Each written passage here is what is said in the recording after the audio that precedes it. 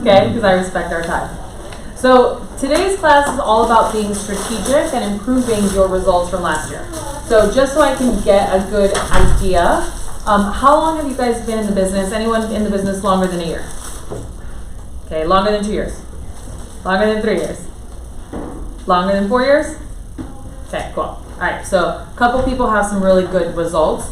You typically need about 2 years worth of business metrics in order to really know how to shift your business into high gear. Okay? So for those of you who have never met me, because there's a couple of new faces here that I don't recognize, thanks from that. My name is Lizy Hoeffer. I've been a residential loan officer for 20 years. I've been a top 10 loan officer for the country. I've rebuilt my business 3 different times. And so I will tell you that all of the stuff that I will teach you will help you convert more business. Okay? So, welcome guys. So first thing I want you guys to do is just open your booklet to page 1. And I want you guys to just take a moment to take this quiz. Now, this is not good or bad. Guys, this is just a yes or no. So if it's not all the time, it's a no. If it's not on a consistent basis, it's a no. Okay, that's how we answer questions.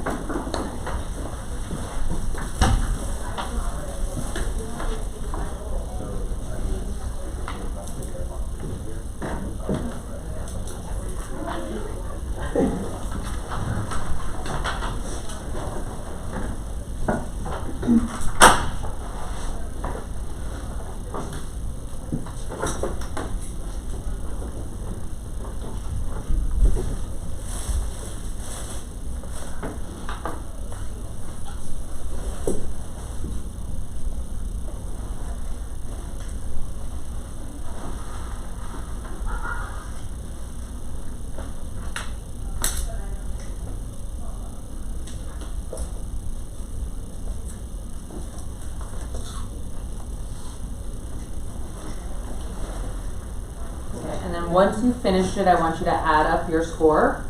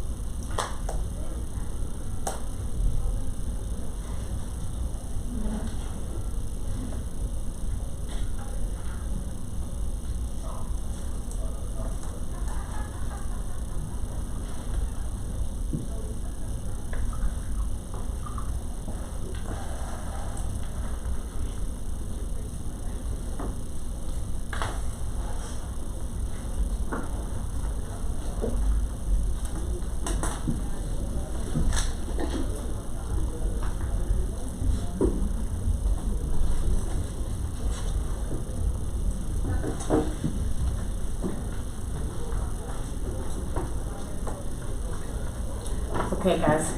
So any aha moments from filling this out? A lot of work to do. Okay. A lot of work to do. What else?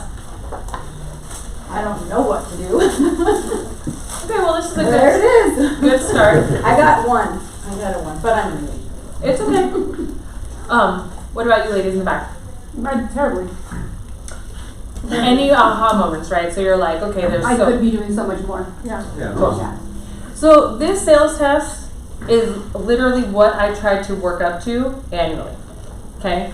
So this was literally every single business item I did on a consistent basis when I was closing over 1,000 deals a year. Wow. Okay? So you don't have to close 1,000 deals. You don't even have to close 100, right? We just have to figure out what's a good number for you. But if you are like 60% of this list, you'll have an awesome business. So what I usually try to do when I show people like all the things that they could be doing is set a goal, right, for what you want your business to do. And what we're going to do is we're going to choose 2 items every single month to add to what you're currently doing already. Does that make sense? Okay.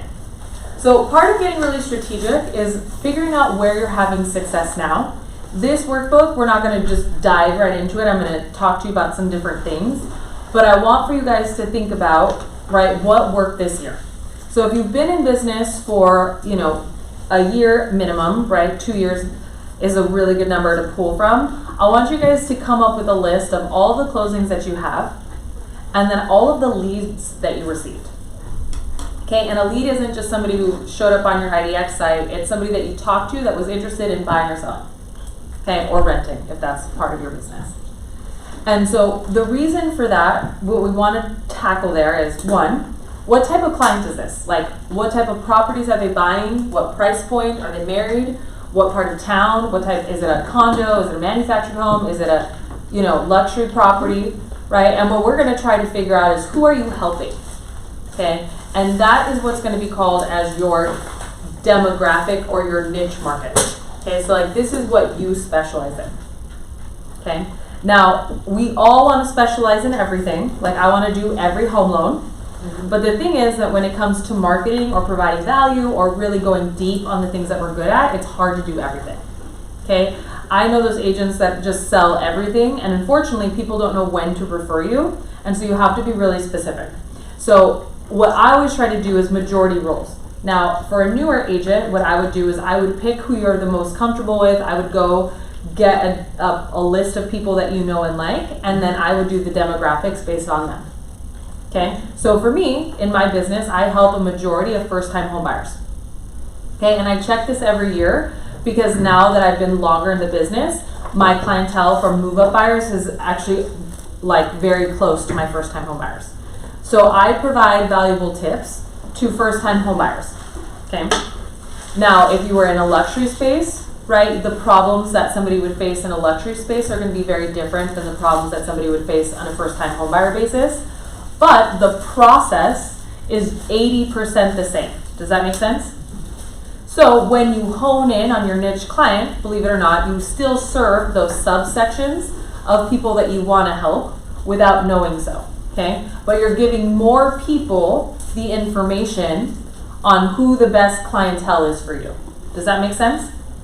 So people know that when it's a tricky client situation, somebody wants their hand held, if it's a first-time home buyer, that they can feel comfortable referring them to me. The same way that if it's like a complicated situation on the economy, investments, because of the stuff I put out on social media, they also feel comfortable with me talking to them because I have a very educational approach. Does that make sense? So we're going to get a list of all of the clients you closed. Okay, and I want you to do the demographics on it, and then I also want you to go a little bit further on the intel, and I want you to figure out, was there a referral person attached to the lead, like somebody that referred you, or was there an activity that generated the deal? Okay, now if it's somebody reaching out to you via Facebook, that's a social media lead. I don't care if you've known them for 20 years, right? If they reached out to you on social media, it tells me you're not really in deep relationship. They know and like you, but they felt more comfortable messaging you on Facebook or Instagram, tells me they're not in your phone, right? So that's a social media lead. And if it's inbound, right, then we know it's from marketing. Okay, somehow they knew that you were a realtor. Okay, now sometimes we get inbound calls, right, from people that are like, hey, I just, I saw I've been watching your posts or getting your videos or watching your newsletters. Again, because it's an inbound call, we know it's from marketing, more than likely. Anything outbound, so like you made the call, you did the face-to-face, you invited them to a lunch, that's called prospecting. Okay? So you have to have marketing for lead gen, and you have to have prospecting for lead gen. Now, who you target, right, is dependent on what the data of your business shows. So when you look at this, right, if you have a majority of your clients came from an open house, right, then we know your top prospecting is open houses. Okay, and then if your secondary is database, then we know that whatever you're doing for your database is working. Does that make sense? So after this class, you guys, if you signed up, I will send you what's called a simple business spreadsheet where you can put all of this information and it just tells you what category, right, what pillars of your business are. You'll want a marketing, a prospecting, and then you'll probably either want a secondary marketing, right, that involves some prospecting like an IDX site, which is your Sinks, your Yelopos, your Boomtowns, your Realtor.coms, right? So these are ways to generate leads through like paid marketing. Does that make sense? Perfect. Okay. Once you have that, okay, what I always like to do is improve on whatever is working by 30%. So if you have a great open house strategy that you were using, how do we improve on this 30%? So if you didn't circle prospect before the neighborhood, maybe circle prospecting is what you add. If you wanted to have a neighborhood open where you would throw like a block party, maybe that's something that you could add, right? We want to improve a going away party for the sellers, right? Like this could also be something that you would do, right? You just want to be able to improve on what's already working, right? Because if it's working, we just want to reach more people. Does that make sense? So if your database is working, right, like people sometimes are really good at their database without having really good structure.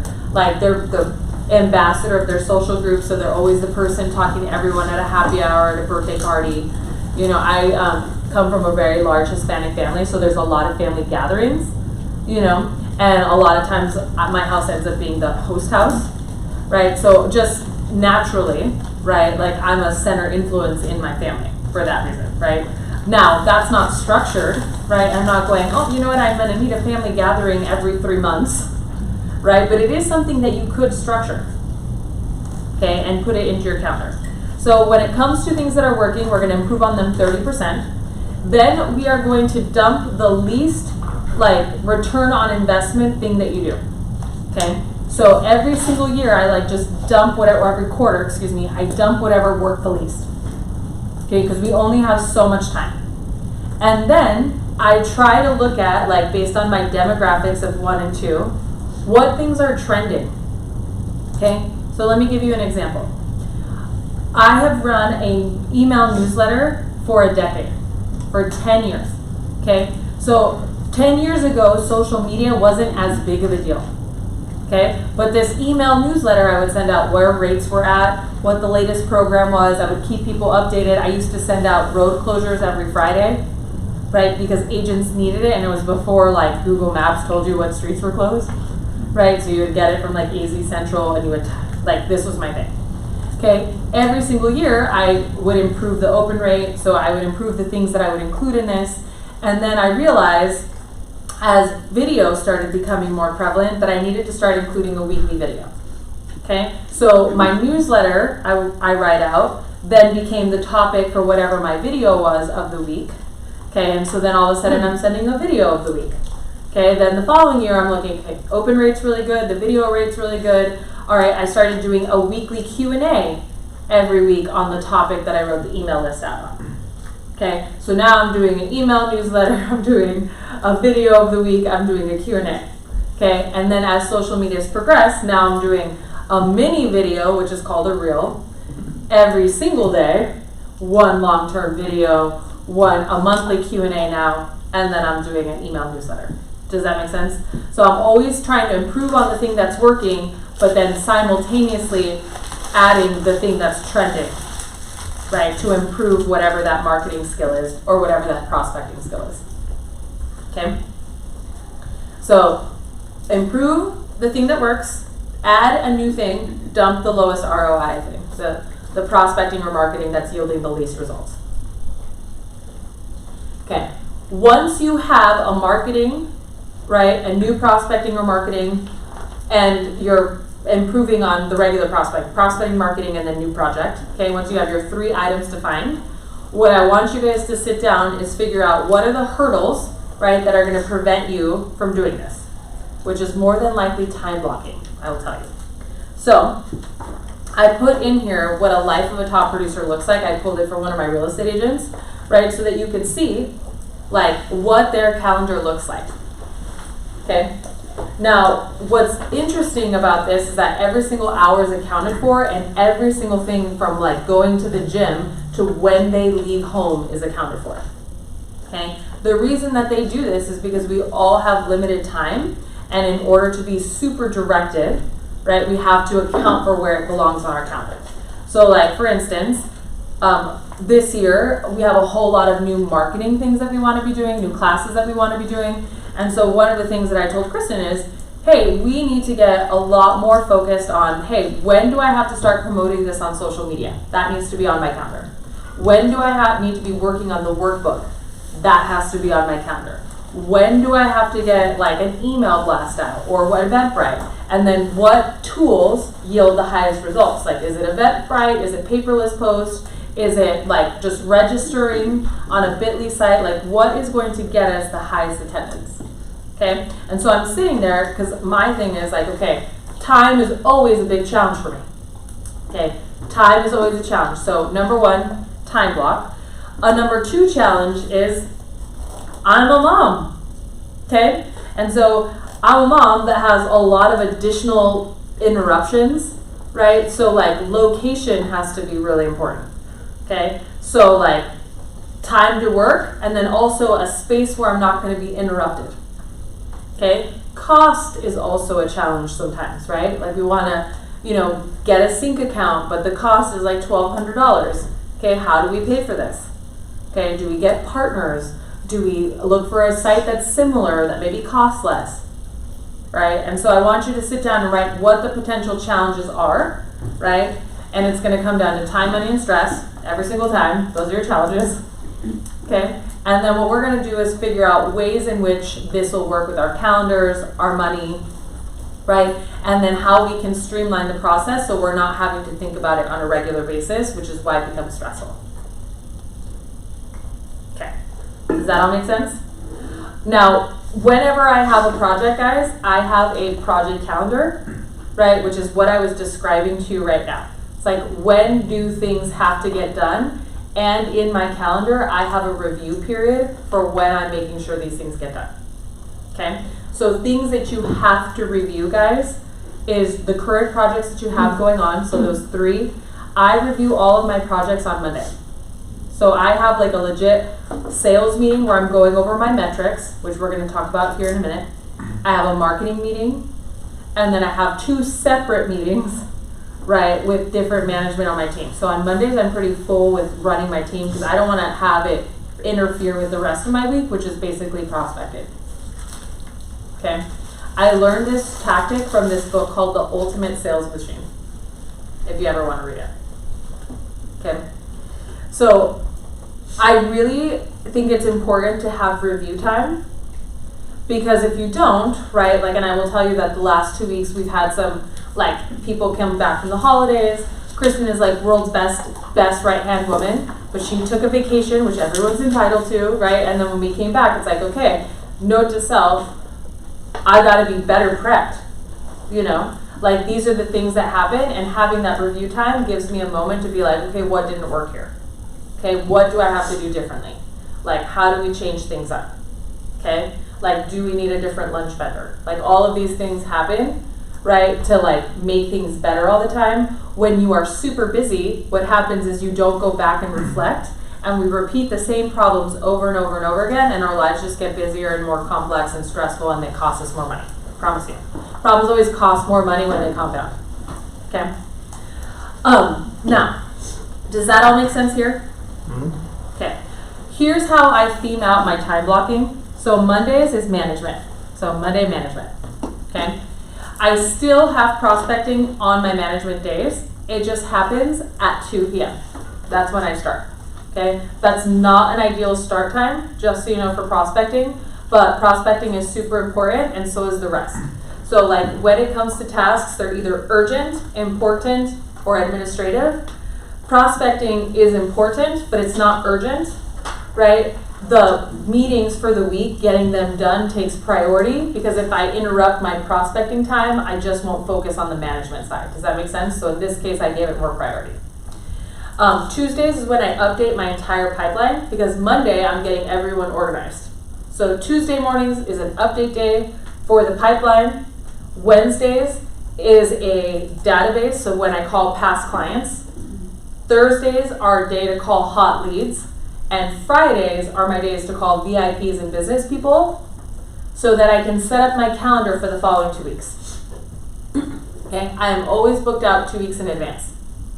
Okay, and on my calendar, before I have anything, I have open slot for lunch, open slot for coaching, open slot for this, and then I just fill in the slots because my time is already accounted for. Does that make sense? Can you say your days again? Monday management. Monday's management, Tuesday's updates, Wednesday's database, Thursday is hot leads, Friday is VIP and business. Okay, thank you.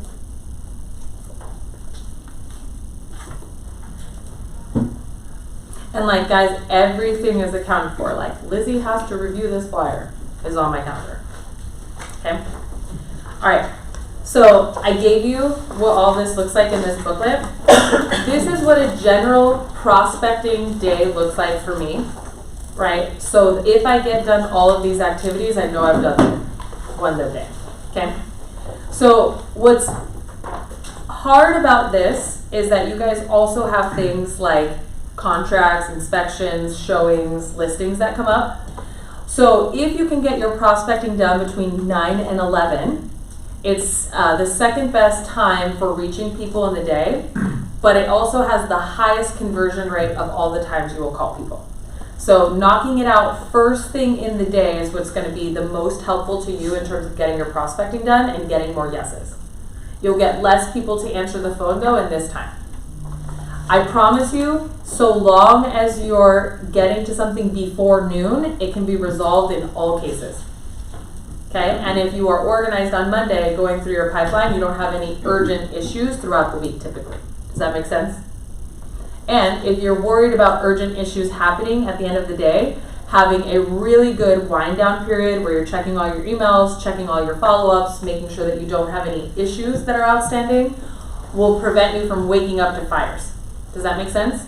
So if you start that process at like 2 every day, okay, and just so you guys know, 2:55 is the least productive time in the day period. Again, it's when the most car accidents happen. It's when people lose their focus. It's when people need to shake up. I would schedule a walk to the bathroom at 2:55, right? Like break it up in your day. That's when we all get really tired. But if you start this, like let's say you go to the bathroom, walk back, have a tea, right? Start calling people to wind down your day. All of your loose items will be done.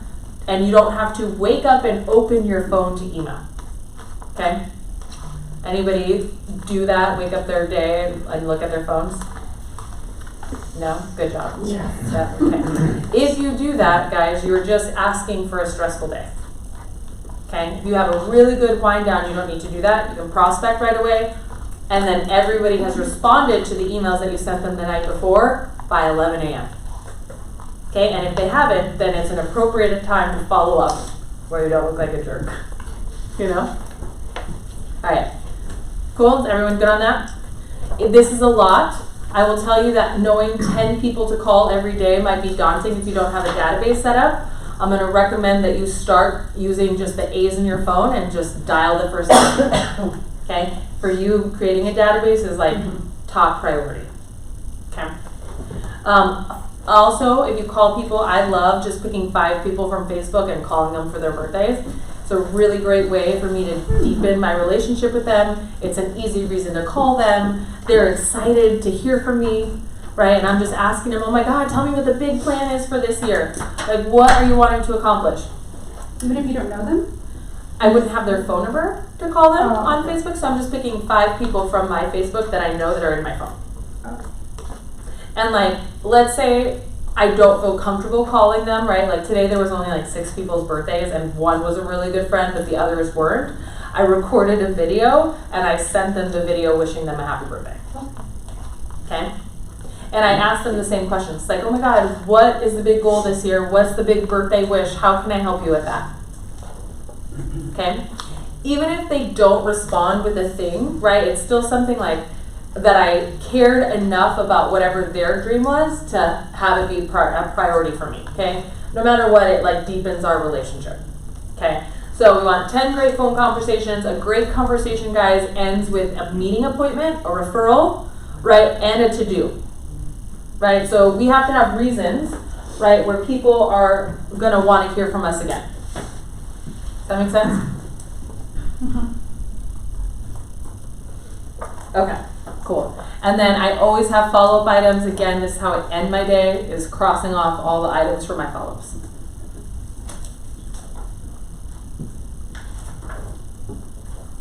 If you find that you cannot stick to your time block, or you have an employee that cannot stick to their time block, this is an example of a time study. You just measure what you're doing every 15 minutes.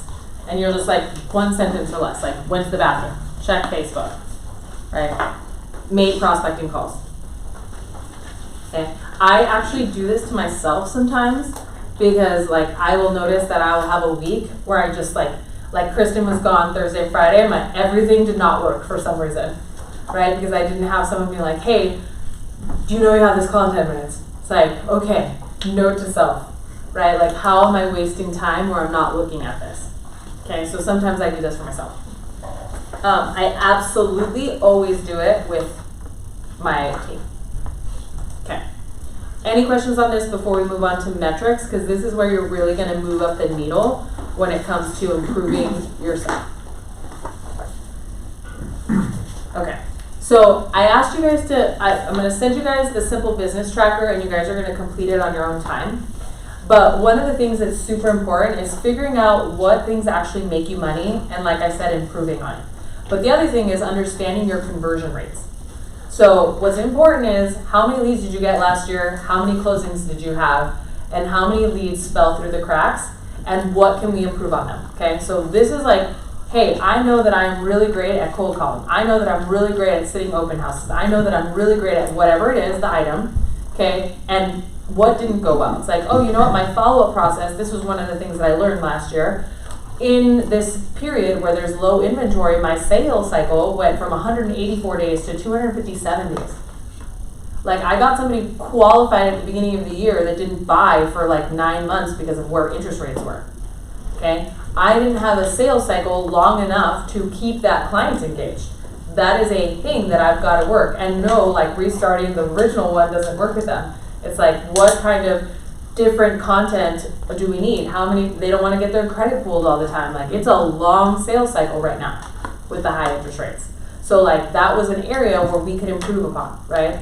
So that was an area where I saw that we missed. Another one was this category called leads list sends, which is, you know, we got them pre-approved, we know they're good credit, we got the pre-qual to the agent, but we're not getting the documents back, right? Like, if somebody's not committed to getting us the documents back, right, they're not that committed with us.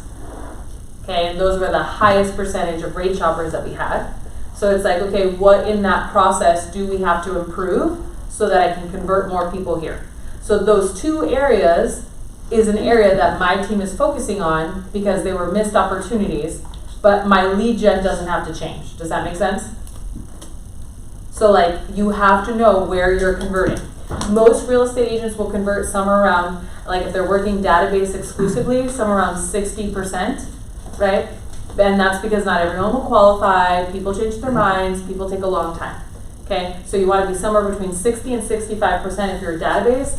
On cold leads, right, they're generally less than 2%. Best agents are 2%, worst agents are under 1%. If it's people that you've met face-to-face, like open house leads, those have also a higher conversion. They're about 20%, right? And mainly because you met them face-to-face. Okay, so you got to look at like, okay, how many leads did I get? And if you want to be really good, leads per source, right? What was the conversion? And then also, what was your fallout rate for contracts that you wrote that didn't close, right? So listing agreements that didn't close, buyer contracts that didn't close, and they don't close for things like appraisals, inspections, whatever, okay? So conversion and fallout have a lot to do with skill, okay? So in your skills, in opportunities, I want you guys to write script practice. Number 1, my closing skills have to improve.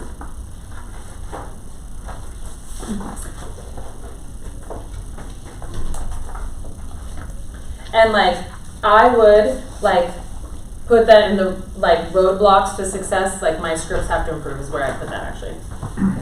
And then what you want to do is like when you're trying to free up more time, so let's say like one of your big hurdles to success is just literally how long it takes you to close a transaction, right? I know some agents like Hoeffer, right? That's like a really good time to maybe look at getting a TC. And we have some of the best, if not the best TCs that I work with that work here at my home group. And that's Tay's office. I don't know if you guys have ever worked with her, but she is phenomenal. Literally, I get to work with her on a monthly basis and she's fantastic. So if time is an issue for you, right, like you absolutely need to look at a transaction manager, okay? Now, and also like if you find that you're waking up to fires, this is another reason to delegate your transactions to a transaction manager. And again, that would go here, right? And fallout has a lot to do with how we manage a transaction. It's like, hey, I wasn't on top of that enough because I was busy doing X, Y, and Z. Okay. And then things that are just administrative that take too long, right? Like, again, like I have an email system that like follows up on leads. And like we do, it's called a workflow. Okay, so it took me like 2 hours to set up a workflow every single time I do one. But setting up that admin time to then save me so much other time in future follow-up. Does that all make sense? Cool. So you will learn all of that by looking at your conversion, looking at your follow-up or your fallout. Okay. Now, when we are trying to generate more leads, right, so we can improve on our conversion, the next thing is how do we get more leads that we want? Okay. So, a couple things. If you're working on a database right now, if you don't have 300 qualified relationships, this is an awesome place to start.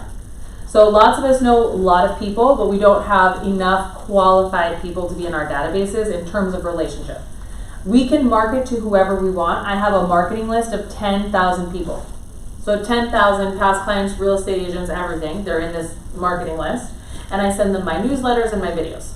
Okay, so they get that, they're on my social media, they're getting all kinds of shit from me, okay?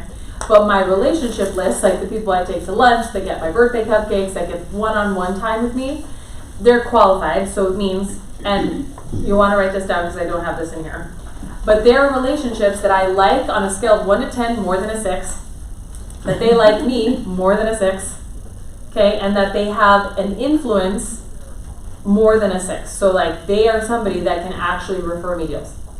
Now there are people that I know and love, right, that would do business with me but aren't in a position to refer me, that I just keep on a marketing list and maybe include them in my birthday list if they're past clients of mine or repeat clients of mine, okay? So I have tiers, right, and so generally what I'm looking for is 25 people that will send me 4 closed deals or more a year, okay? So this is what you're looking for too. 25 people to send you 4 closed deals a year. So these are your HR directors, these are your divorce attorneys, your CPAs, right? This is your business list, right? These are people that come into contact with people frequently to help you close deals.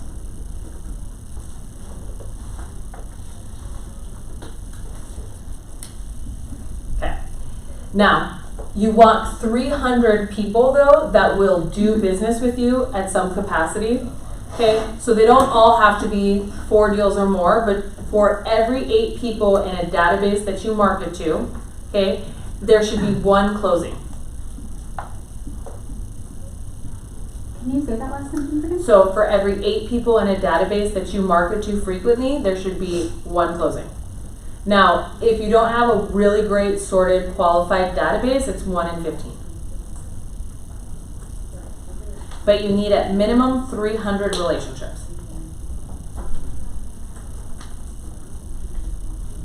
If you don't know where to start, like I said, again, just start at the A's in your phone. How do I know them? What's their profession?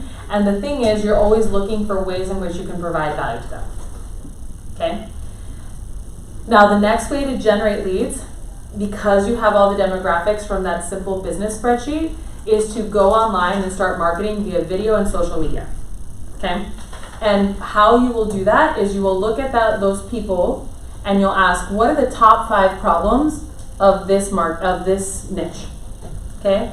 So in first-time home buyers, they generally speaking have issues saving money for down payments. They are worried about a housing crash because they're millennials and they saw their parents go to bankruptcy and foreclosure because of the recession, right? They are people that might not be able to afford a house because of high interest rates, right? They might have to buy with multiple people, and they're interested in things like house hacking, right? So they want to be investors, but they don't have a lot of money, okay? So I'm listing out what all these problems are. Then for me, I'm coming up with solutions for whatever their problems are, and I'm naming them and branding them. So like I have a budget plan to help people save down payment in 3 years. It's called Smart Sense. It also, so it shows them how to save $200 a month in their budget and then apply it towards saving for a down payment. Okay, and I can show them how to be super aggressive, get it done in 12 months, how to do it in 36 months, but I branded it, I literally even trademarked it, Smart Sense Budgeting for Homes, okay? Now, can anyone do a budget? Absolutely, right? Can anyone, but it's like, I gave them the time frame, I gave them the amount, I have the process for how to save the money, okay? That's a solution. The other thing is, it's like, you know, I had 5 simple strategies for how to get your offer accepted in the marketplace. Okay, or you need a list of vendors. It was Lizy's list. Like, I just try to name whatever the solution is with something that I'm doing, and or I use a piece of geography to help me do it, right? So when I'm teaching agents, right, how to use a business list, or I'm teaching a business person how to refer me, I often use a term called the triangle of trust. You refer me, I edify you, the client trusts us both. Does that make sense? You guys remember triangle of trust, right? Because I explained it to you, use geometry, it has a good name. Okay? Leave Lizy alone. Okay, again, alliteration, rhymes, it's like all the things, right? So you're gonna come up with the problem, you're gonna figure out a solution, you are going to name it with rhyming or have geometry, some sort of geometric shape to explain it. Does that make sense? 2 questions. Yep. You said if you don't have a great database, do a video, and I know this is where we're at now. Do 1 video per week. Is that what you said? Yeah. So in a social, so if you don't have a database, start with your phones. Okay. Again, you're gonna do the demographics and figure out like what these people need. I would recommend a video, a long form video once a week, and I would do a 30-second reel once a day on social media. That's what's gonna grow your following, right? That's what's gonna grow like the value that you provide to people. And then that's where you get into come up with a problem, provide a solution, and then do a You're supposed to brand it and name the solution. That's the trick to marketing. Everyone has the same kind of solutions, it's just they're slightly different. Like Dave Ramsey's debt snowball is literally just pay your lowest bill off. And then once that bill's paid off, then pay the second one off. It's like, this is it. It's not complicated, but it's called the debt snowball, right? And look at it. Debt snowball, so you just imagine it getting bigger and bigger and bigger. Like, and that's why it's so awesome. Or the total money makeover. It's like, literally, it's just, he teaches you how to stuff envelopes for cash. And just use cash. It's using the debit system. Honestly, I'm not trying to knock it. It's brilliant marketing, but it's all stuff that you guys can come up with. And you just have to name it something. Does that make sense? Okay. These are really great questions. Okay. So the reason that I highly recommend having a good social media presence, especially if you're because I'm gonna talk about paid advertising next, is because this is where people go to find you. And most real estate agents, what you do is you show people how they don't need you. Right? So like you guys put sold, sold, sold, right? And generally speaking, you show the nicest property that you sold, the highest price point, and it's kind of a look at me, I just sold a property. And the thing is, it's like, well, we don't want them to think, 1, you're too busy, and 2, what value was it in there for anyone else?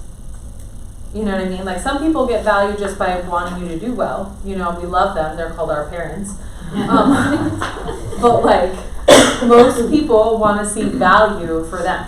So it's like, how did these people buy this house? What was special about this transaction that then they can use to then close their deal? Okay, And so if you get really good at marketing and you put it out there on a regular basis, one, your friends and family know how to refer you better, but then when you go to do paid advertising, right, so when you go and put an ad on your highest response social media, right, then people will go to your page and they'll go, oh, this is what she's about. This is how she can help me, or this is how he can help me. Okay? And I promise you, all clients now, they Google you.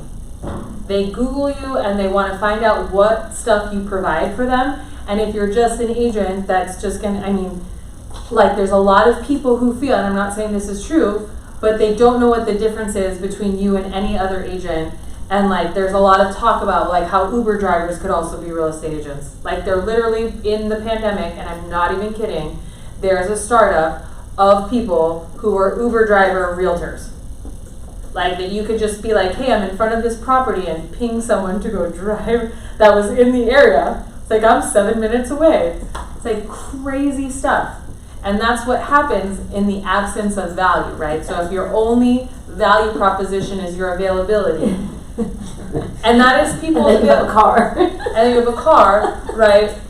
Like you got, and so this is why it's so important. Now in a market like this, what's amazing, right, about a bad economic market and people are scared is that they look for experts. Okay? But they're looking for the people right now that are going to give them information. And so the internet lead or the Zillow lead is looking at you, but they're Googling you.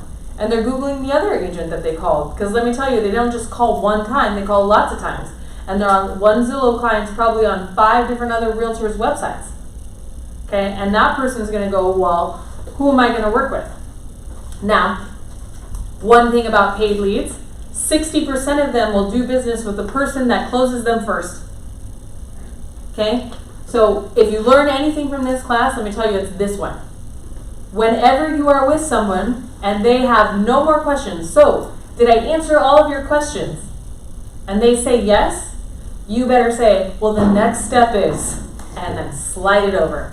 If that person leaves, okay, you have a high chance of not converting that lead. Okay, if they have to think it over, you didn't do your job. And what you didn't do is answer their questions. So if they say, you know what, I'm not ready to proceed, you go, okay, no worries, I must have missed something, right? I thought we just said there were no more questions. What am I missing? Okay, oh, well, I have to talk to my husband.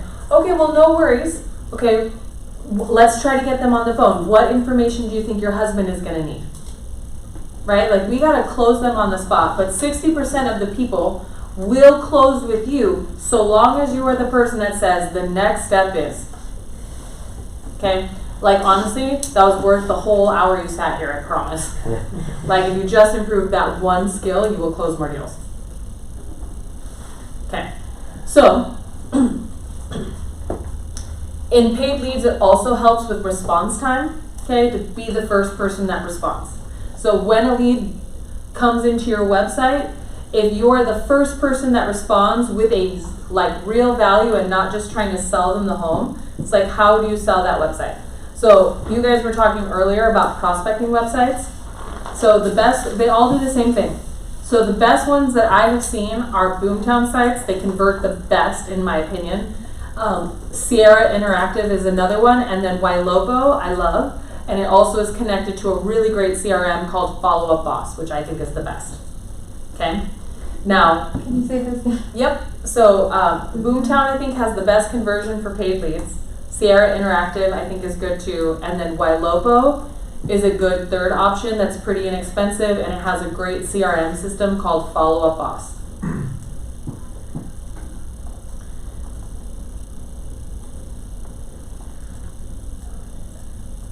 Now, in response times, guys, you want to get to a lead within 5 minutes of them downloading on your website. People, when they're new to shopping websites, they don't know what the process is, and they get super overwhelmed when you call and try to show them a property immediately. Okay? So why they are there is to look at homes. And they think that they can look for homes for free. And typically when you're on a website, you don't imagine that someone's going to call you in the next like 5 minutes. So my best feedback, because I used to work in a call center, is you call like a customer service representative. I am so excited you found the website, Sean. Let me tell you how it works. explain to me a little bit about what you're looking for so I can make sure that this is set up properly for you. Here's the bells and whistles. Here's how you're going to favorite properties. When you want to go look at a property, you're going to ping me, right? Because you're asking them like what their time, like you can do the whole, write this down, Google LP Mama script. Okay.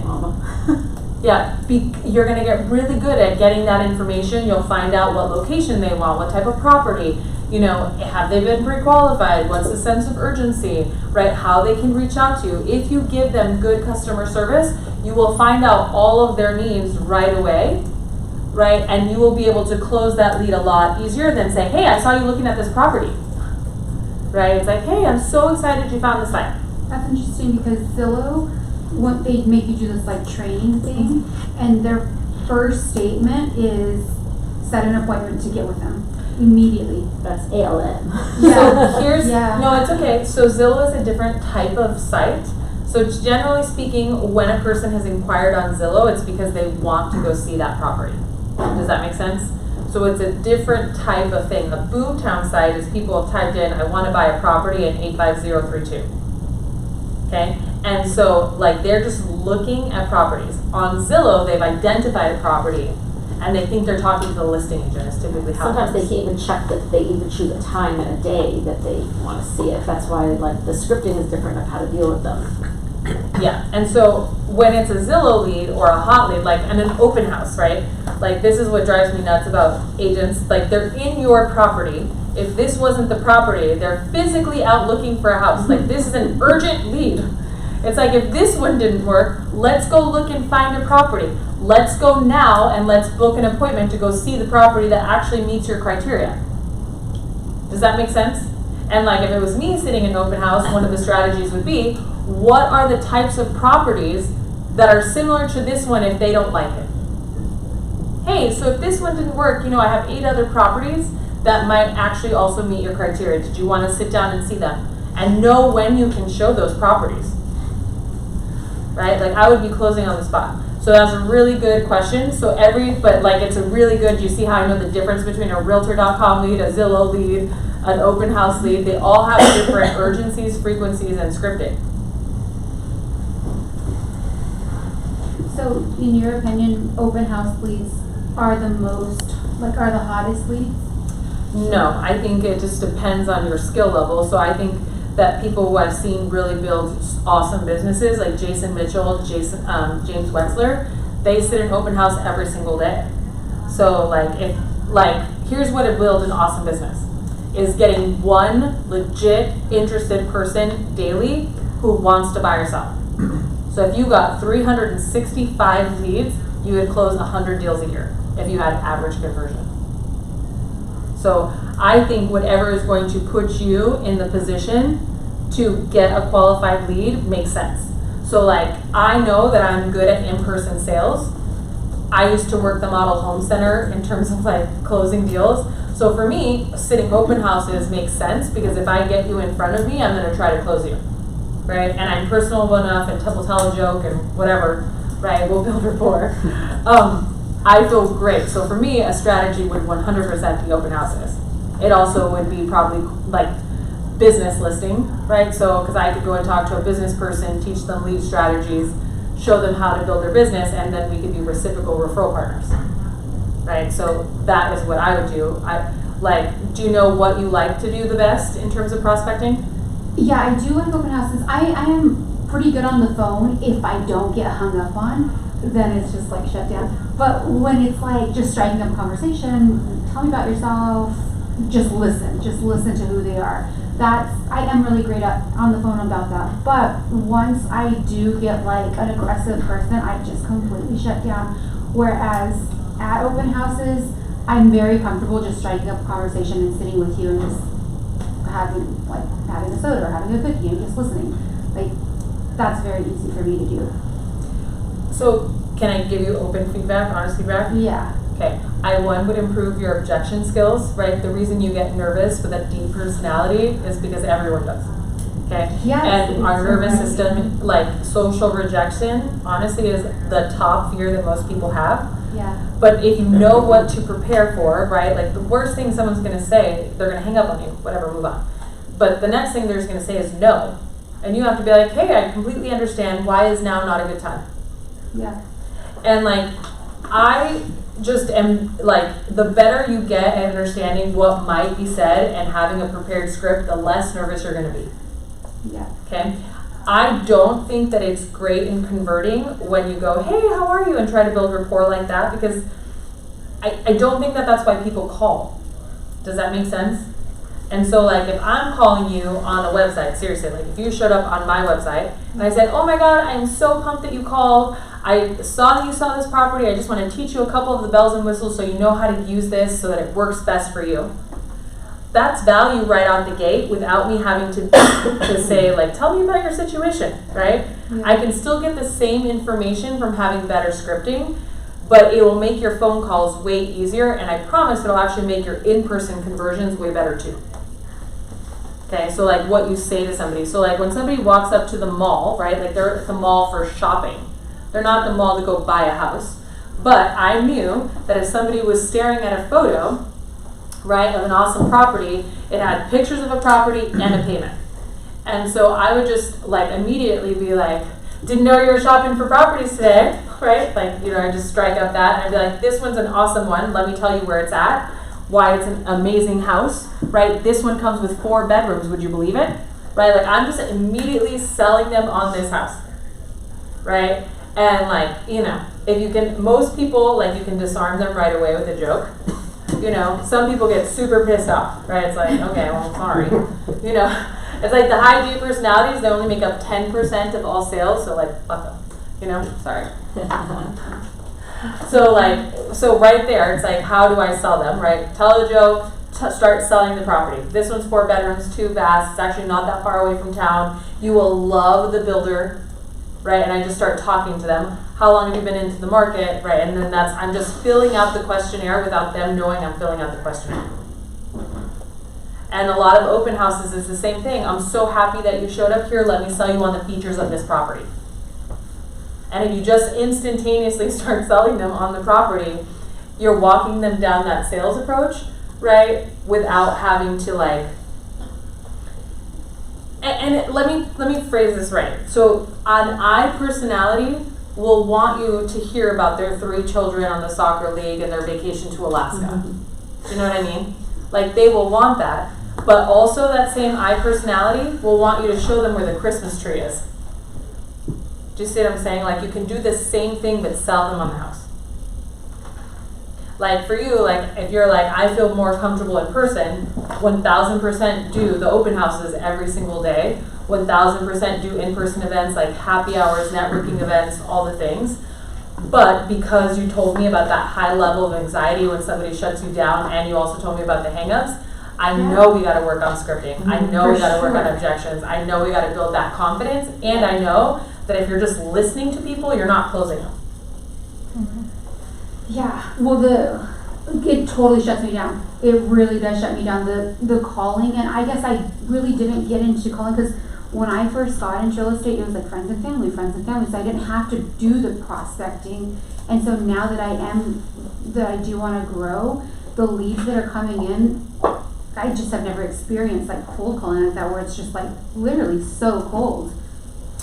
They are, but it's like, you know, there's tactics that you can get, right, to get people to answer the phone, to be, like, when I'm so excited, I'm like, oh my God, I'm so excited that you jumped on the website, let me show you how it works.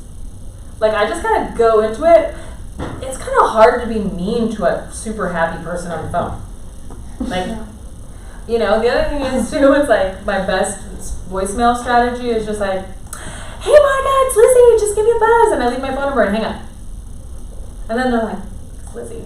You know, and then they call you back and they're like, Lizzy? Monica! Oh my God, I'm so pumped that you called back. Hey girl, I saw you haven't been favoriting anything on this website, so I must be sending you garbage.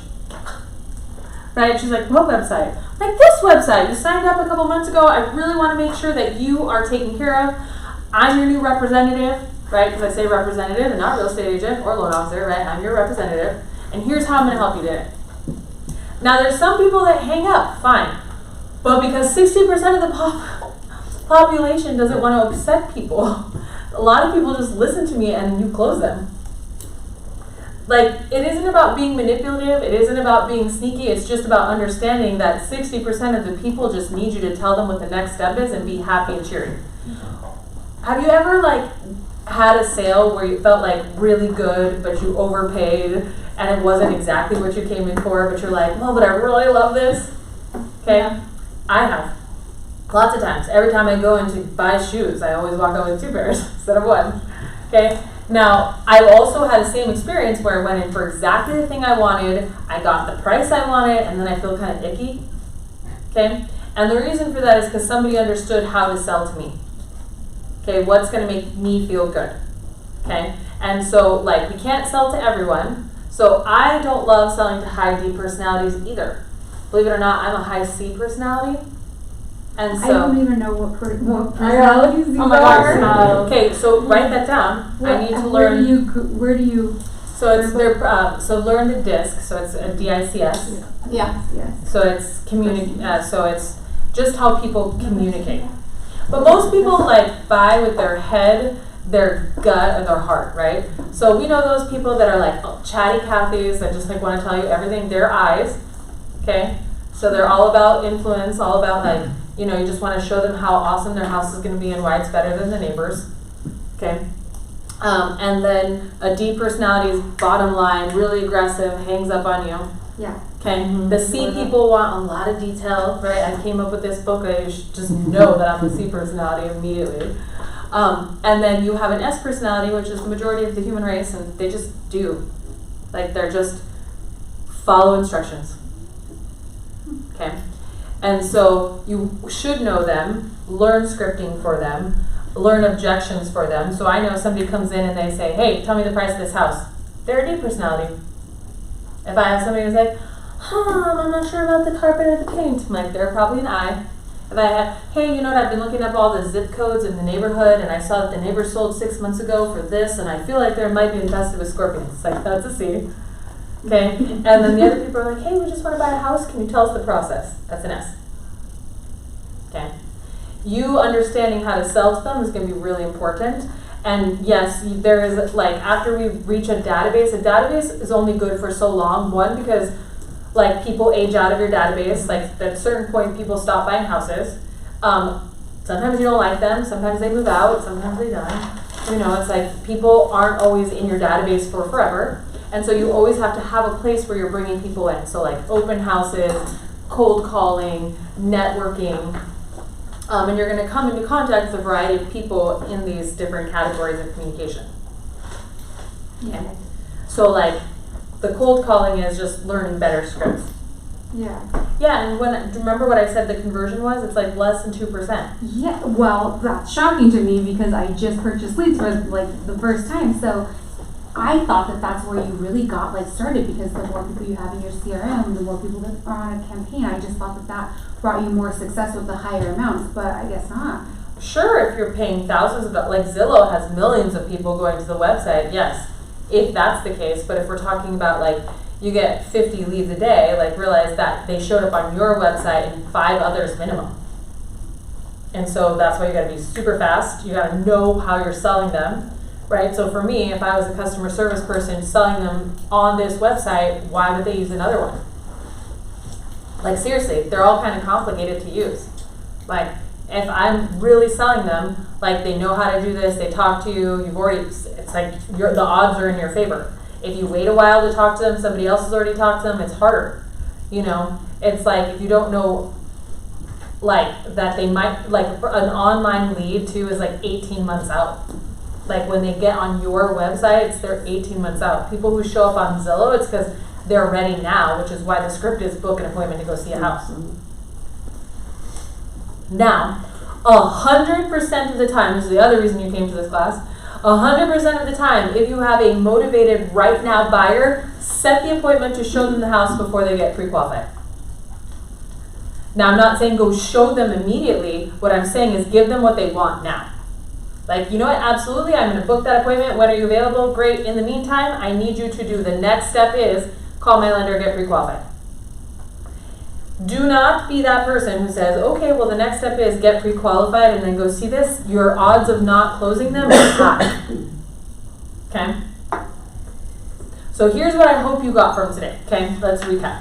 1, you need a database of 300 people. We need to figure out the type of person you're helping, what their big problems are, how we're gonna market and solve their problems, and we're gonna put it online. Okay, that's gonna attract their friends, their family, and it's gonna teach them how to refer us. Okay? Then we're gonna figure out a prospecting strategy that works with your style, right? So if it's face-to-face sales, is that your highest prospecting? We're gonna do open houses, we're gonna do networking events. If it's cold calling, you're gonna circle prospect, you're gonna buy leads. Okay? That's how you do leads. Okay? Then we're gonna improve on our tactics, which is time blocking and script practice. Okay? And we're gonna make sure that this stuff fits in our calendars and that we have time to review to make sure that the shit that we're putting together is actually working. Okay? Awesome. Any questions before we wrap up? Cool. The next step is, if I brought you value in today's class, okay, I hope that you will consider me for your loan officer. I'm just as aggressive at closing your deals as I am about teaching you about business, okay? So I promise by using us, you will close more deals. So I appreciate you guys. I will stay after to answer any more questions that you guys have, and thank you for coming today. Thank you. Thanks. Austin, as always.